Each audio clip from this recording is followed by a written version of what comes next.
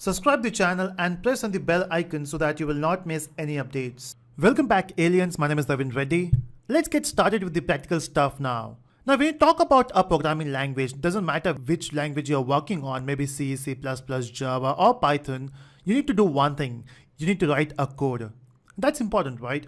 Now where you will write the code and how will you make it work? The answer is very simple actually. If you want to write a code now, you simply need to open an editor where you write a code, and we can use Notepad or Notepad++ or Atom or Sublime, doesn't matter which one you use. Let's open Notepad here. And here you will write a code. Now I know we don't know how to write a Python code. That's completely fine. Now as we know, Python can be used in different areas. One of them is scientific calculations. Now when I say scientific calculation, it means you can also add two numbers.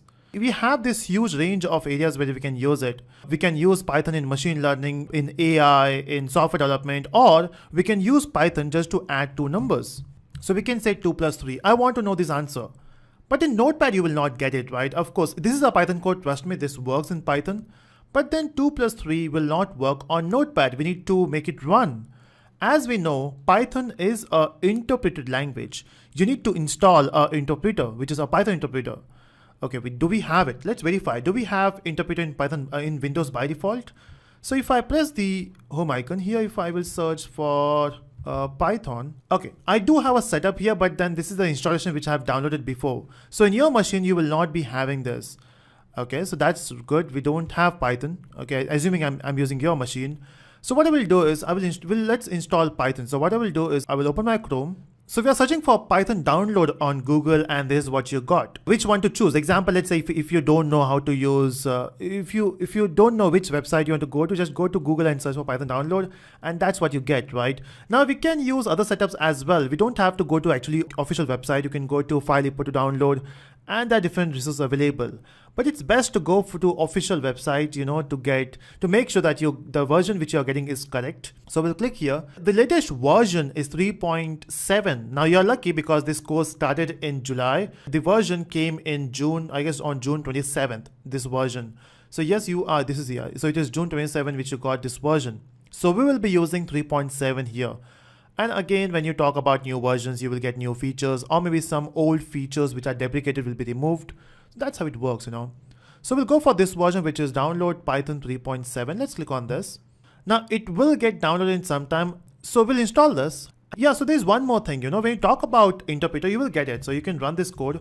So what we are expecting here is we want a Python interpreter, which will convert your code into a binary code. Now there's one more thing, when you work on real softwares, of course, right, when you learn Python, you want to work on real softwares. In that scenario, your project will be complex, of course, right? You will not be adding two numbers. You will not be printing hello world and all those stuff. You will be doing something big. Maybe you want to build your own Facebook. You want to build a calculator. You want to build a chat application, maybe something big. In that scenario, you will be using something called IDE, which stands for, IDE stands for Integrated Development Environment. What it means is, so this is a place where you write your code. This is where you will run it. This is where you can debug it. And that's very important, There should be an option of debugging, because in your project, of course, there will be a lot of bugs and you need to debug it. So it will help you in different ways. So it's better to use IDE when you work on a project. So we need two things. One is interpreter and second is IDE. Which IDE we should be referring? So there are various IDEs available in the market. One of my favorite is PyCharm. It's not that it is the best IDE available. It's just that it is developed by JetBrains. Now JetBrains is one of the best company who works on IDEs. Example, for Java we have IntelliJ. For Python we have PyCharm, and it provides you amazing features. So we'll be using PyCharm here. Now, is it free? That's the question. Let's try. So in fact, we have a Python downloaded here. Let's click on that. Let's install Python first. Now you can see when I click on this, you will get normal installation options. This is what you're doing from your childhood, right? So click on this and I will say, yes, I want to install Python 3.7 here. It will take some time. Let's wait for it. So here we go. It says setup was successful. That's great. It should work now. I will click on close, and I guess Python will work now, but how do you verify that? Now the way you can verify that is by going to your Windows, of course, and saying, hey, I want to use Python.